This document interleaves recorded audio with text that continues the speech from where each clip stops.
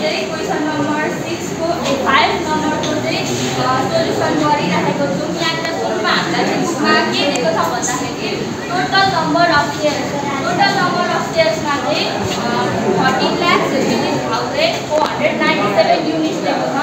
अनि ममताले चाहिँ उसको सेयर चाहिँ कति हालेको छिन् भन्दाखेरि चाहिँ 315 युनिट। अनि त्यो कम्पनीको चाहिँ प्रोफिट चाहिँ हामीसँग 1,20,00,000 भएको छ। रेट अफ डिभिडेन्ड भनेको चाहिँ 45%। नाउ हामीले चाहिँ अब सुरुमा यसको चाहिँ टोटल डिभिडेन्ड निकाल्नुपर्छ। 45% को चाहिँ टोटल डिभिडेन्ड निकाल्नको लागि 45% अफ प्रोफिट गर्नुपर्छ।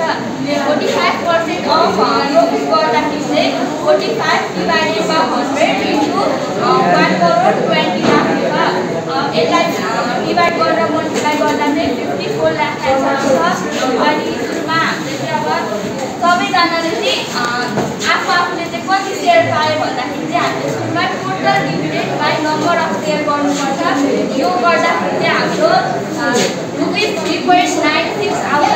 चाहिँ अगेन अब ममताले चाहिँ आफूले हालेको सेयरबाट चाहिँ कति रुपियाँ पैसा प्राप्त गरिन् भन्दाखेरि चाहिँ the dividend receive from the company by the ममता हामी 350 सेयर्स गर्नुको लागि हामीले 350 इन्टु 3.96 गर्दाखेरि चाहिँ 1,396 रुपियाँ आउँछ। 86 रुपियाँ आउँछ।